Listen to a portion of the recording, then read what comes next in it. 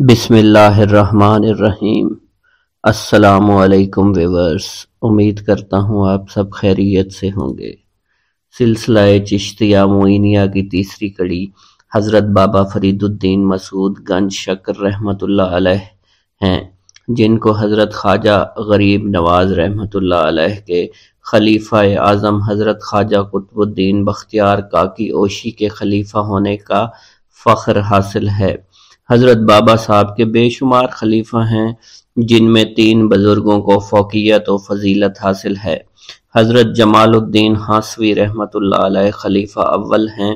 ان کا وصال حضرت بابا صاحب کے سامنے ہو گیا تھا، ان سے سلسلہ نہیں چلا۔ دوسرے خلیفہ اعظم حضرت مخدوم علاء الدین احمد علی صابر رحمۃ اللہ علیہ ہیں۔ انہیں خلافت دے کر براہ راست کلیر کی ولایت سپرد کی گئی تھی۔ دہلی کی خلافت دینے کی افواہ محض اخلاقی فرضی ہے۔ تیسرے خلیفہ اعظم حضرت سلطان المشائخ سید نظام الدین بدیوانی محبوب الہی رحمۃ اللہ علیہ ہیں۔ ان کی بیعت 654 ہجری میں ہو گئی تھی اور 3 سال بعد خلافت عطا کر کے ولایت دہلی میں متعین کیا گیا تھا۔ حضرت مخدوم پاک رحمۃ اللہ علیہ کے جتنے بھی تذکرے ہیں، ان کی کوئی حیثیت نہیں ہے، وہ سب عالم فاضل تذکرہ نویسوں کی خوش عقیدگی اور شاعری کا نتیجہ ہیں، جن کی حقیقت کا دور دور تک واسطہ نہیں ہے۔ ان سب تذکروں کی نمایاں حقیقت اپنے رسالہ جمال صابر میں انہوں نے خود ظاہر کی تھی، مگر اکثر عقیدت مندوں نے اس کو اقلیت پسندی پر محمول کر دیا، لہذا ایسے حضرات اسے بصد ادب استدعا ہے کہ ان تذکرہ جات میں جو کرامتیں کہی گئی ہیں، ان کی تکذیب و ترتیب پہلے بھی دی جا چکی ہے۔ حضرت شیخ عبدالحق محدث دہلوی رحمۃ اللہ علیہ نے 999 ہجری میں اپنی کتاب اخبار الاخیار میں ان تذکروں کے متعلق سب سے پہلے قلم اٹھایا تھا۔ پھر 1885 میں سلسلہ جمالی کو ایجاد کرنے کی کوشش میں جناب خلیل الرحمن سرساوی نے ان روایتوں کی وجہ سے حضرت مخدوم پاک کے وجود سے ہی انکار کر دیا تھا۔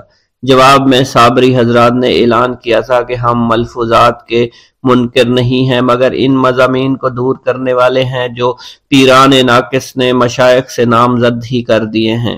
غرض اگلے صابری بزرگوں نے مخالفین کے اعتراض دور کرنے کی کوشش کی تھی اور معتقدین کے مغالطے کو دور کیا تھا۔ اس سے انکار ممکن ہی نہیں کہ حضرت مخدوم پاک رحمۃ اللہ علیہ کے متعلق تذکرہ نویسوں نے جو کچھ لکھا ہے وہ قیاسی و سماعی ہے۔ اسی وجہ سے ان کی عظیم الشان شخصیت کا صحیح طرح تعارف نہیں کیا جا سکتا۔ ہوا یہ کہ جو واقف تھے انہوں نے سکوت اختیار کیا، اور جو شائق تھے وہ فروعات میں مبتلا ہو گئے۔ ہر زبان پر نئی کہانی ہے، ہر کتاب میں انوکھی داستان ہے۔ یہ اختلاف یوں ہوئے کہ حقیقت تک رسائی نہ ہو سکی۔ معدوم وہ ہے جو نہ پائے، جو شے تواتر کے ساتھ پائی جائے اسے موہوم کہا جاتا ہے، اور موجودہ اس کو کہتے ہیں جو پایا بھی جائے اور تواتر بھی رکھتا ہو۔ ظاہر ہے کہ حضور مخدوم پاک رحمت اللہ علیہ کے چرچے ہر زمانہ میں رہے ہیں، اور دوسرے سلسلہ کے بزرگوں نے ادب و تعظیم سے ان کا اعتراف کیا ہے، اور یہ کھلی ہوئی حقیقت ہے کہ ان کا سلسلہ جاری اور ساری ہے، بلکہ روحانی صورت سے لوگوں کو مستفیض بھی کیا کرتے ہیں۔ سمجھ میں نہیں آتا کہ ان کے متعلق ایسی بے سروپا روایتیں کیوں گھڑی گئیں۔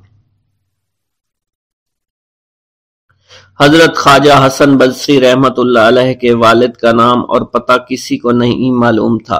حضرت عبد الواحد بن زید کے نسب پر بھی پردہ پڑا ہوا ہے۔ خبر نہیں کہ حضرت فصیل بن ایاز کا وطن کس جگہ ہے، اور سب سے زیادہ حیرت یہ ہے کہ کسی کو نہیں معلوم کہ حضرت بابا فرید الدین مسعود گنج شکر رحمۃ اللہ علیہ سید ہیں یا فاروقی ہیں، مگر ان لا علمیوں اور کوتاہیوں کی وجہ سے ان بزرگوں کو خلافت، ولایت اور عظمت میں کسی طرح کی کوئی فرق نہیں آتا۔ اجماع سے ثابت ہے مخدوم پاک رحمت اللہ علیہ حضرت بابا صاحب یعنی بابا فرید الدین مسعود گنج شکر رحمت اللہ علیہ کے بھانجے، داماد اور خلیفہ تھے، اور ولایت کلیر ان کو تفویض کی گئی تھی۔ کہا جاتا ہے کہ ان کی پیدائش سے پہلے حضرت مولا علی کرم اللہ وجہہ نے خواب میں بشارت دی تھی کہ مولود کا نام علی رکھنا۔ پھر سرکار دو عالم رحمت اللہ علیہ کا عالم رویا میں ارشاد ہوا کہ نام احمد ہونا چاہیے۔ وقت تسمیہ کسی بزرگ نے نام الہ الدین تجویز کیا۔ بقول امیر الاقطاب دربار الہی سے مخدوم کا خطاب عطا ہوا اور بابا صاحب نے صابر کا لقب مرحمت فرمایا۔ ان سما کی کثرت میں واحد جلمہ نما ہے، مدعا یہ کہ نام کتنے ہی ہوں مگر ذات اصل شاید ہوتی ہے۔ مخدوم پاک رحمت اللہ علیہ کے نسب سے متعلق بھی اختلاف ہے، کوئی حسنی کہتا ہے، کوئی حسینی خیال کرتا ہے، کوئی فاروقی کہتا ہے، کسی نے انہیں ہندی بتایا ہے اور کسی نے یہودی نسل سمجھا ہے۔ معتبر یہ ہے کہ سید ہے۔ حضرت بابا صاحب رحمت اللہ علیہ کی ہمشیرہ بی بی ہاجرہ کی شادی حضرت غوث پاک کے خاندان میں ہوئی تھی، لہٰذا بجا طور پر کہا جا سکتا ہے کہ سید ہی ہیں۔ ظاہری اور دونوں کشفی دونوں تذکروں کا متفقہ بیان ہے کہ بی بی ہاجرہ کی شادی غوث پاک رحمت اللہ علیہ کے پوتے شیخ عبد الرحیم سے ہوئی تھی، لہٰذا اس سال کے فرق کی وجہ سے جلال صابری کے مؤلف الہی بخش صابری کی تحقیق ہے کہ بی بی ہاجرہ کی شادی شیخ عبد الرحیم سے نہیں بلکہ ان کے صاحبزادے شیخ عبداللہ سے ہوئی تھی۔ شیخ عبداللہ کے متعلق بھی ابہام پایا جاتا ہے۔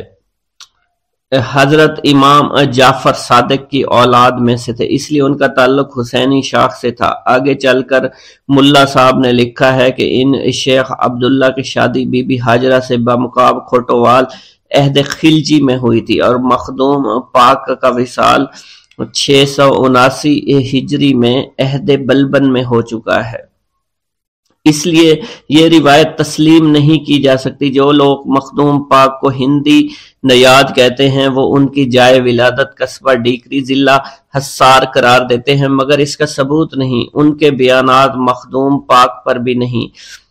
پیر محمد چشتی اجودھنی نے واقعہ فرید الدین چشتی میں مخدوم پاک کی ولایت کھوٹوحال لکھی ہے، اور قطب الاقطاب مولانا اکرام ہاسوی نے بھی اپنی کتاب میں یہی بتایا ہے۔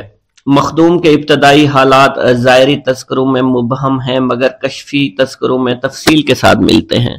ظاہری تذکرے بھی بیان کیے جائیں گے اور کشفی تذکرے بھی یہاں پر بتائے جائیں گے۔ بسم اللہ الرحمن الرحیم۔ صابری تعلیم کیا ہوتی ہے؟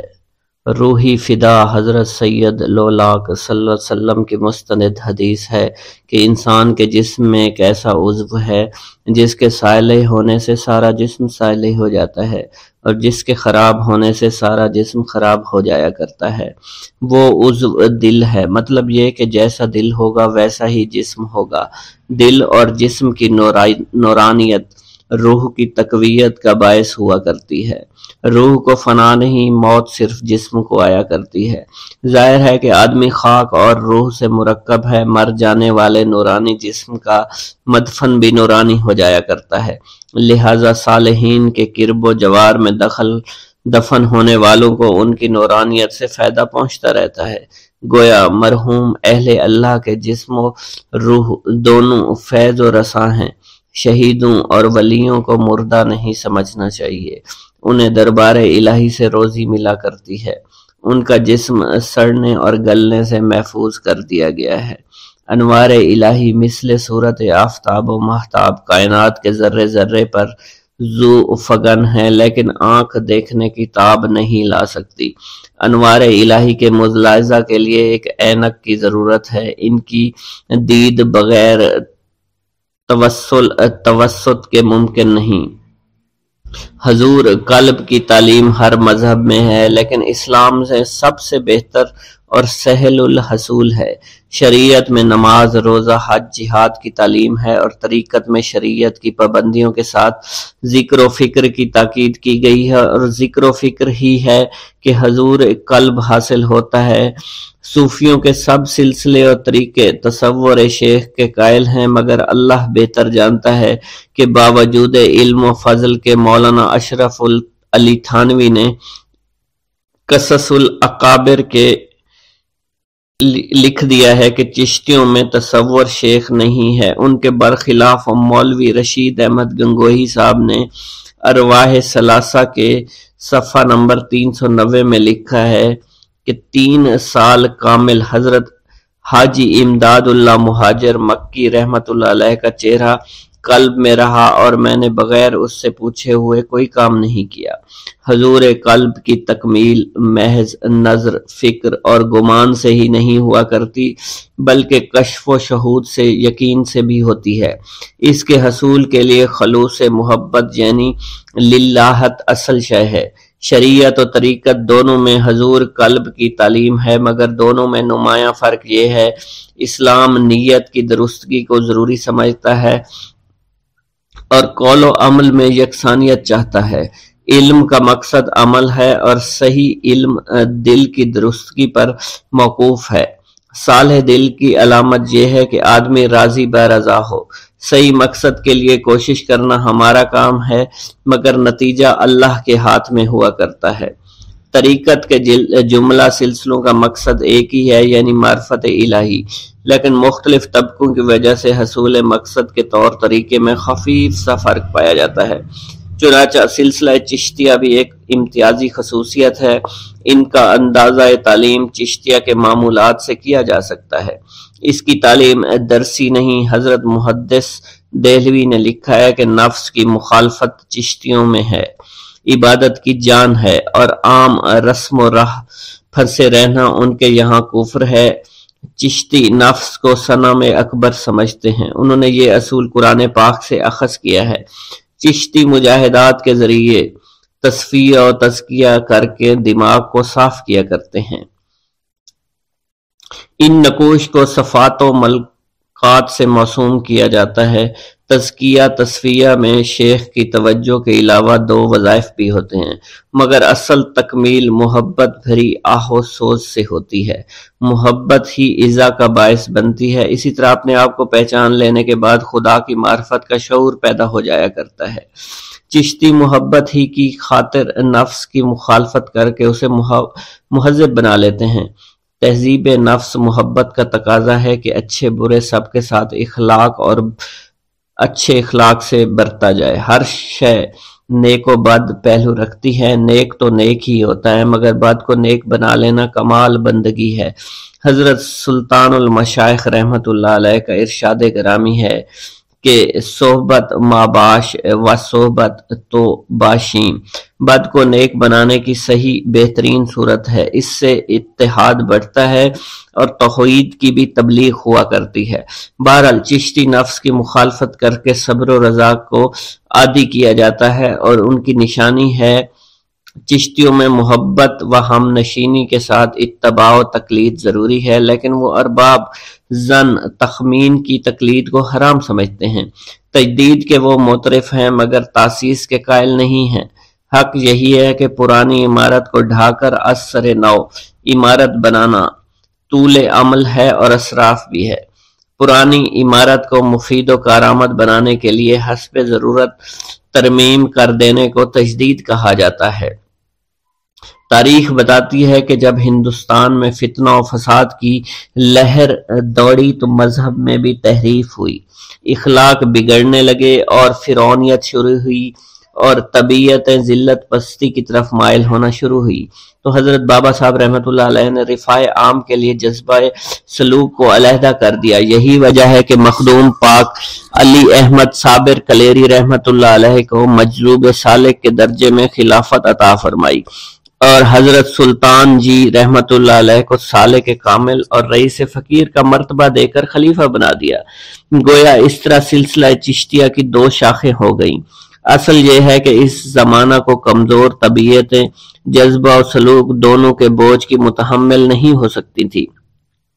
یہ حضرت بابا صاحب رحمۃ اللہ علیہ نے اجتہاد کیا ہے کہ انہیں خوبی سے سلوک کو علیحدہ کر دیا۔ وصال سے پہلے جو ارشاد فرمایا تھا وہ مختلف نوعیتوں سے اہمیت رکھتا ہے۔ فرمایا کہ علم سینیا من بشیخ نظام البدیانی رحمت اللہ علیہ ظاہر ہے کہ دل سینہ کے اندر ہوتا ہے، لہذا علم دل خفی در خفی ہوا۔ اس لیے مخدوم پاک رحمت اللہ علیہ اپنا نمونہ آپ ہیں، عنایت ہیں، عناصر ہیں۔ جو مرتبہ بادیہ ہوا ہے وہی درجہ روحانیت میں اول ہے۔ مخدوم پاک رحمت اللہ علیہ کا قیاس کیا جا سکتا ہے۔ ان کی تعلیم از دل کی طرح ہے، وہ ظاہر ہے بے نیاز ہے، مگر اس کا سلسلہ آب و تاب سے چلا جا رہا ہے۔ یہی حقیقت لوگوں کو حیران کر دیتی ہے۔ اس حیرت کی وجہ سے کچھ لوگ ان کے وجود تک کے منکر ہو چکے ہیں۔ معتقدین نے معاندین کو سمجھنے کی کوشش کی ہے، مگر وہ اپنے انکار سے انکار نہیں کرتے۔ مخدوم رحمت اللہ علیہ کے وجود کا ثبوت بابا صاحب رحمت اللہ علیہ کے مدرجہ بالا سینہ دل والے ارشاد میں موجود ہے، یعنی حضرت بابا صاحب رحمت اللہ علیہ نے ان کا پورا نام بتا دیا ہے تاکہ ان کا انطباق کسی اور پر نہ کیا جا سکتے۔ حضرت سلطان المشائخ کی تعلیم اور ان کے سلسلہ کی تبلیغ جس طرح ہوئی وہ آنکھوں کے سامنے ہے، مگر حضرت صابر رحمت اللہ علیہ کہ تبلیغ قلبی ہونے کی وجہ سے چشم ظاہر سے اوجھل رہی ہے۔ بتایا گیا ہے کہ مخدوم پاک رحمت اللہ علیہ کی 11 سال کی عمر میں گوشائے ازلیت میں بٹھا دیے گئے تھے اور 21 سال بعد ان کو خلافت دی گئی، لیکن ان کی باطنی تعلیم کی تفصیل نہیں بتائی گئی۔ کشفی تذکرہ کا بیان ہے کہ وہ دوران ازلیت میں شغل نوری کی مشق کرائی گئی۔ خواجگان چشت مرید کو حسب مراد بنانے کے لیے ابتدا میں کچھ مجاہدے بھی کرواتے رہے، پھر اپنی توجہ سے اسے کامل بنا دیا کرتے تھے، جس کی وجہ سے مرید عالم تجلیات میں محو ہو جاتا ہے۔ اسی اصول پر مخدوم احمد پاک کلیری کو 3 سال ظاہری تعلیم دی، پھر گوشائے میں بٹھا کر صفات و ملکات کے جلووں سے آشنا کیا گیا۔ اسی طرح ذات و نفس پر عبور کروایا گیا۔ اتحاد و تجسس کے ذریعے انابت الہی کی اہلیت پیدا کر دی گئی۔ حضرت خواجہ بختیار کاکی اوشی رحمت اللہ علیہ کا ارشاد ہے کہ شیخ میں اس قدر دل کی قوت اور ضمیر کی صحت ہونا چاہیے کہ جس کو مرید کرے اس کے سینہ کی زنگار اپنی قوت باطنی سے عقیل کر دے اور راز ہائے فطرت سے آگاہی دے دے۔ جب مرید میں اتنی قوت پیدا ہو جاتی ہے تو وہ شخص کائناتی زندگی کے مضمون کو اشاروں میں سمجھ لیا کرتا ہے اور گفت و شنید کی اسے ضرورت ہی پیش نہیں آیا کرتی۔ جب مخدوم پاک رحمت اللہ علیہ کو روحانی تعلیم خاص طور پر اس پر دی گئی تو ان کی خلافت اور تبلیغ کا طرز دیگر خلفاء سے بھی مختلف ہونا چاہیے، اور یہی ان کی تعلیم و تبلیغ میں ندرت ہے۔ ان کی تعلیم چونکہ قلبی تھی لہذا عقل کی اس تک رسائی نہیں ہو سکتی، اور جب ظاہری عقل و منطق سے اسے سمجھا جائے تو نتیجہ نہیں نکلا کرتا۔ ان کے یہاں محض توجہ و جذب سے کامل ہو جایا کرتا ہے اور کیفیت جذب میں اختیار نہیں ہوا کرتا۔ بسم اللہ الرحمن الرحیم۔ حضرت مخدوم الہ الدین علی احمد صابر کو بیعت کے 22 برس بعد بعمر 33 سال خلافت ملی۔ اسی سال براہ راست کلیر کی ولایت پر مامور کر دیے گئے۔ انہوں نے اپنے وصال تک ولایت کلیر کا انتظام سنبھالا اور سلسلہ کی تبلیغ فرمائی۔ اقتباس الانوار میں ہے کہ کلیر پہنچتے ہی عبادت اور فیض رسانی میں مصروف ہو گئے، اور بعد میں وصال بھی فیض اسی طرح جاری رہا جسی طرح حیات میں تھا۔ اہل ہنوز کی روایت کے مطابق کشفی تذکرے سے معلوم ہوتا ہے کہ ہجرت نبوی صلی اللہ علیہ وسلم سے قبل 282 عیسوی میں دہلی کے راجہ کرم پال نے اس نواح میں ایک شہر بسایا تھا جس کا نام ہروار گڑھی پگ رکھا تھا، یعنی خدا کی گڑھی کا راستہ۔ اسی راجہ کے لڑکے بکرم پال نے وہاں عالی شان مندر بنا کر سونے چاندی کی مورتیاں نصب کروا دی اور نگرانی کے لیے مہنتوں کی گدی قائم کی، اور کمیٹی ہردوار میں ابھی تک جاری اور ساری ہے۔ عرصہ کے بعد اس شہر کی حفاظت کے لیے جنوب میں کچھ فاصلہ پر بکرم پال کے صاحبزادے راجہ کرم پال نے یہاں قلعہ تعمیر کیا تھا جو کلیر کے نام سے منسوب کیا گیا۔ صحیح طور پر معلوم نہیں کہ مسلمانوں نے اس قلعہ کو کب فتح کیا تھا۔ ماسٹر مراد سمن قادری صابری کی رائے یہ ہے کہ جگال جاتے ہوئے بختیار خلجی نے 597 ہجری میں فتح کیا تھا، مگر اس کی تردید تاریخ کے علاوہ اس روایت سے بھی ہو جاتی ہے کہ حضور خواجہ غریب نواز رحمۃ اللہ علیہ نے امام علی دمشقی کو کلیر کا والی بنا کر بھیجا تھا۔ اسی سال مسلمانوں نے کلیر پر حملہ کیا تھا اور امام علی دمشق کی اسی جنگ میں شہادت ہوئی تھی، مگر مذکور نہیں کہ فتح بھی ہوئی تھی یا نہیں۔ تاریخ کے حوالے سے معلوم ہوتا ہے کہ میرٹھ اور کوئل کی تسخیر کرنے کے بعد قطب الدین ایبک نے دہلی کو دارالسلطنت بنایا تھا۔ اسی سال وہ اس کے انتظام و انصرام میں مشغول رہا اور کسی طرف فوج کشی نہیں کی۔ محمد غوری نے 590 ہجری میں راجہ جے پال کو شکست دے کر بنارس کو فتح کیا تھا۔ اس لیے قیاس ہے کہ فتح کنوج سے پہلے محمد غوری کے آخر میں کلیر کی تسخیر ہو گئی تھی۔ ظاہر ہے کہ کلیر شریف قلعہ تھا۔ ہردوار کے خلوت نشین جاتری ممکن ہے کہ قلعہ کے ارد گرد قیام کرنے لگے ہوں، اور رشیوں اور میسنیوں نے بھی استحسان بنا لیے ہوں۔ یہاں مسلمانوں کی آبادی ہنوز سے زیادہ نہیں ہو سکتی۔ کشفی روایت کے مطابق یہاں مسلمان کثرت سے آباد تھے اور یہاں بہت بڑی مسجد تھی جس میں سونے چاندی کے ظروف غسل کے لیے اور وضو خانے بھی تھے۔ تذکرہ جات صابری میں مخدوم پاک کی عبادت کے لیے لکھا گیا ہے، ہمہ وقت مستغرق رہتے تھے اور مسجد میں نماز پڑھنے جایا کرتے تھے۔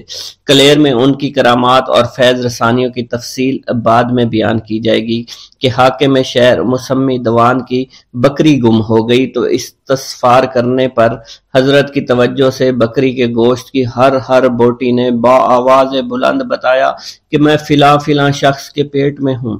دموام معتقد ہو جاتا، مگر قاضی نے یہ کہا کہ یہ عجیب طلسم ہے۔ یہ بھی لکھا کہ جمعہ کی نماز کے لیے عوام کے علاوہ 500 پالکی سوار علماء عمرہ مسجد میں جمع ہوتے تھے۔ مخدوم پاک رحمت اللہ علیہ سب سے پہلے صف اول میں بیٹھ جایا کرتے اور اپنی ولایت اور امامت کا واز فرمایا کرتے۔ یہ بات عمرہ علماء کو ناگوار گزرتی تھی، لہٰذا ایک جمعہ کو انہیں صف اول سے اٹھا کر باہر کی آخری صف میں دھکیل دیا گیا۔ اس پر حضرت نے مسجد کو حکم دیا کہ تو بھی اس سجدہ کر۔ مسجد کے سجدہ کرتے ہی تمام نمازی دب کر مر گئے۔ اس کے بعد مزید فیض یہ پہنچا کہ طاعون کی وبا مسلط کر دی گئی اور 6 سال کے استغراق کے بعد کلیر کے گرد 1200 کوس تک آگ لگا دی گئی۔ یہ جملہ فیوز و کرامات گویا باطل پرستوں کو راہ راست پر لانے کے لیے کیے گئے تھے، مگر تہ دستان قسمت راچا سوز و گداز مرشد کامل جب سب کچھ بھسم ہو گیا تو سوختہ زمین ہی خود ہی تنہا بقیہ عمر گزاری۔ البتہ کچھ ہمسایہ رہ گئے تھے اور عرصہ کے بعد حضرت شمس الدین ترک پانی پتی تشریف لے آئے تھے۔ اب وہ فیض بھی منزلہ نوادر ہے جو بعد میں وصال جاری ہوا تھا کہ کہتے ہیں کہ مزار پر برق جلال تڑپنے لگی تھی جس کی وجہ سے کوئی قریب نہیں آ سکتا تھا۔ مجاور بھی بچا کر خود کو دور جا بسے تھے، گویا یہ برق دورباش کا مظاہرہ یوں کرتی تھی کہ کسی کو جلال سے نقصان نہ پہنچے، لیکن شیر اور درندوں کو اجازت تھی کہ اپنی دموں سے مزار پر جھاڑو دیا کرتے تھے۔ اتفاقیہ اس برق جلال نے ایک سنیاسی کو مزار پر حاضری کی دعوت دے دی۔ اس نے قبر کے اندر کا حال معلوم کرنے کے لیے مزار میں ایک سوراخ کر دیا، اس کے اندر سر ڈال کر دیکھنا چاہا، اس کا سر پھنس گیا، اس کا دم نکل گیا۔ رات کو خواب میں مجاوروں کو حکم دیا اس کتے کو نکال کر باہر پھینک دے۔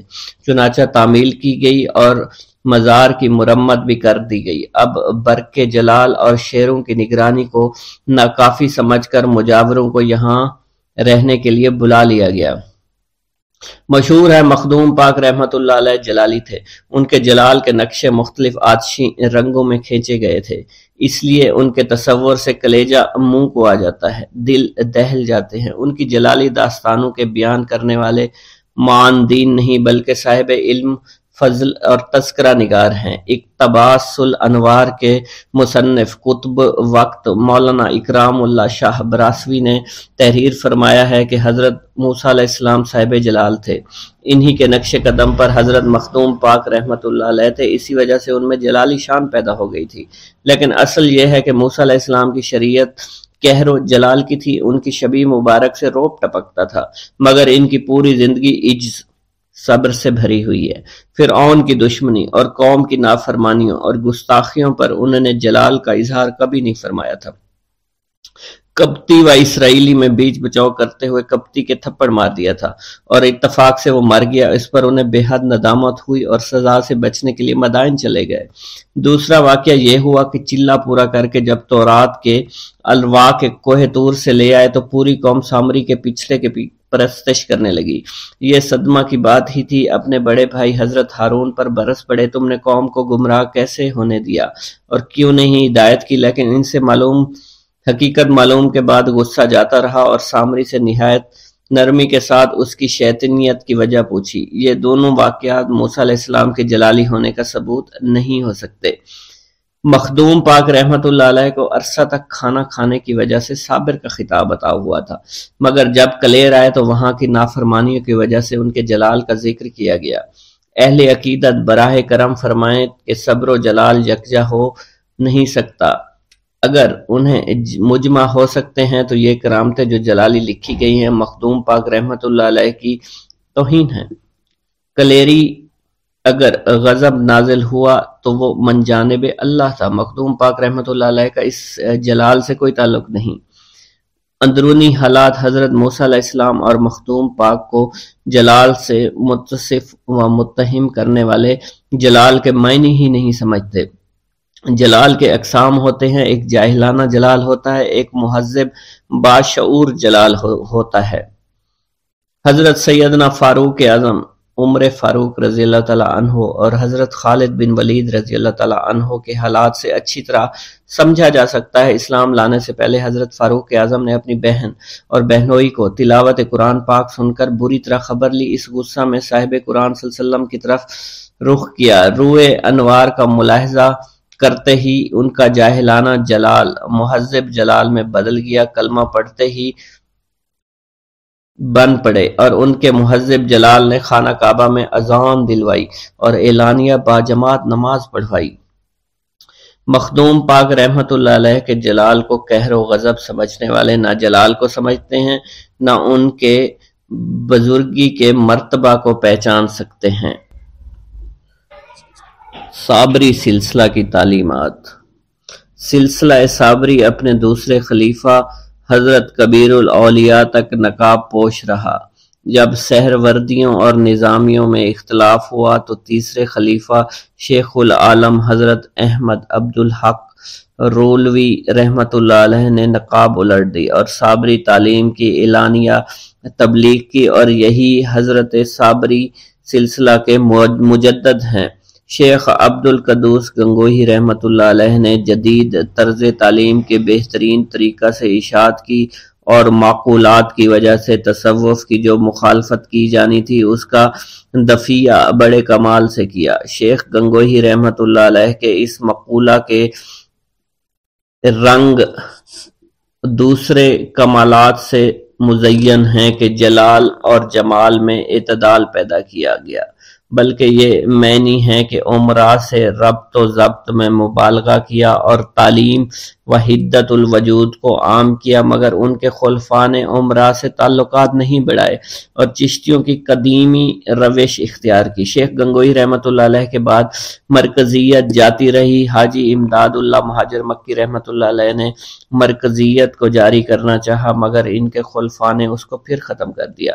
حاجی امداد اللہ کے بعد خلفاء نے بعض مسائل میں اختلاف کیا، پھر اس کے متعلق انہوں نے جب حاجی صاحب سے استفسار کیا تو حاجی صاحب نے جواب میں لکھا کہ آپ کے اختلافات کی مجھے خبر نہیں، آپ کی تحریریں میری نظر سے گزرتی ہیں اور نہ میں ان کے متعلق تفتیش کبھی کی ہے۔ جب فیصلہ ہفت مسئلہ لکھ کر بھیجا گیا تو حاجی صاحب نے اپنے خلیفہ محمد حسین اللہ آبادی سے دریافت کیا کہ خلفائے دیوبند نے اس کو پسند نہیں کیا جملہ سلاسل سے پیشتر بیرونی ہند سلسلہ کی اشاعت حضرت نظام الدین بلخی رحمۃ اللہ علیہ نے اور شاہ محمد نبی امروہی نے کی اور سلسلہ صابری کو مقبول بنایا۔ اپنے قیام الہ آباد میں شہزادہ دارالشکوہ حضرت محب اللہ الہ آبادی سے مستفید ہوا اور اس کا ذکر اس نے سفینہ الاولیاء میں بھی کیا ہے۔ عبد الرحیم فاطمی رحمۃ اللہ علیہ اختلاف کرنے والے خلفاء حاجی امداد اللہ کا دعویٰ ہے کہ حضرت فاطمی رحمۃ اللہ علیہ حضرت سید احمد راہ بریلوی کے خلیفہ تھے۔ حاجی امداد اللہ رحمۃ اللہ علیہ کے اختلافات کرنے والے خلفاء کا طرز عمل اسماعیلیہ ہے اور اسماعیلیہ سے جا کر ملتا ہے۔ صابری تعلیم و تربیت کی روح ان میں پائی ہی نہیں جاتی۔ رکی کے ریلوے اسٹیشن سے صابری درسگاہ تک تقریباً 5 میل کا فاصلہ ہے۔ سڑک نہر کے برابر چلتی ہے، راستہ خوشگوار ہے، منظر دل فریب ہے۔ آدھے راستے پر سولانی ندی ہے، ندی کا پل 50 فٹ بلند ہے، ندی کے نیچے پانی بہتا ہے، پل کے اوپر نہر کا چلنا انجینئر کا کمال ہے۔ نہر کے برابر سڑک اپنی بہار دکھاتی ہے، پل زیادہ چوڑا نہیں اس لیے راستہ ایک سمتی ہے۔ نہر کے سرے کے دوسری طرف دونوں جانب شیروں کے مہیب بت نصب ہیں۔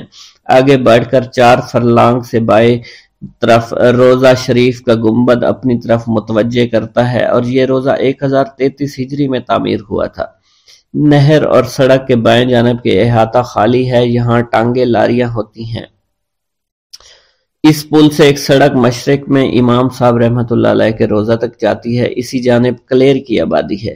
یہی سڑک پل سے دوسری طرف مغرب میں حضرت مخدوم پاک رحمۃ اللہ علیہ تک پہنچتی ہے۔ اس درگاہ والی سڑک کی 2 شاخیں ہیں، ایک شاخ سیدھی مغرب کی طرف جاتی ہے، دوسری شاخ جنوب کی طرف جاتی ہے۔ عرس کی ابتدا ربیع الاول شریف کی چاند رات سے ہو جایا کرتی ہے۔ بعد مغرب 5 درہ کے سامنے زائرین جمع ہو جاتے ہیں اور صاحب سجادہ کے سامنے شرقی دروازے سے کلیر میں ان کے مقام تک پہنچتے ہیں، وہاں قوالی کی جاتی ہے۔ جب زنان خانہ سے 2 خوان آتے ہیں، سجادہ صاحب ایک خوان کو اپنے سر پر رکھتے ہیں اور دوسرا ان کے فرزند اکبر کے سر کی زینت بنتا ہے۔ قوالی کے ساتھ یہ جلوس درگاہ تک جاتا ہے۔ راستے میں بعض بزرگان ان کی خوانوں کو باری باری اپنے سروں پر لے لیتے ہیں۔ روضہ میں داخل ہو کر رسم مہندی ادا کی جاتی ہے۔ فاتحہ کے بعد تبرک تقسیم کیا جاتا ہے۔ اصل عرس 12ویں ربیع الاول شریف کو ہوتا ہے۔ 11ویں 12ویں شب میں روشنی کی جاتی ہے، روضہ کو بقعہ نور بنا دیا جاتا ہے۔ مخدوم احمد صابر کلیری رحمۃ اللہ علیہ کے روضہ پر ہر وقت رونق ہوا کرتی ہے۔ 14ویں کی رات کو غسل دیا جاتا ہے۔ غسل کا گلابی اور پانی تبرک کے طور پر زائرین ساتھ لے جایا کرتے ہیں۔ 13ویں کو کل کے بعد اکثر صاحبان حضرت خواجہ قطب الدین بختیار کاکی رحمۃ اللہ علیہ کے عرس میں شرکت کے لیے دہلی روانہ ہو جاتے ہیں اور وہاں 14ویں تاریخ کی صبح کو کل میں شرکت کی سعادت حاصل کرتے ہیں۔ کلیر میں اکثر زائرین عرس کی ابتدا سے کئی دن پہلے آ جایا کرتے ہیں اور بعد کل واپس جاتے ہیں۔ کچھ ہجوم 20 تاریخ تک بھی رہتا ہے۔ جنگل میں منگل ہو جایا کرتا ہے، گویا چندن کے لیے ایک خوشنما اور وسیع شہر زمین سے ابل پڑا ہے۔ روضہ کے اندر مزار شریف حجرے میں ہے۔ حجرے کی دیواریں سنگ مرمر کی ہیں اور فرش میں سنگ موسیٰ اور مرمر کی آمیزش ہے۔ مزار کے چاروں طرف مرمرین کٹہرا ہے۔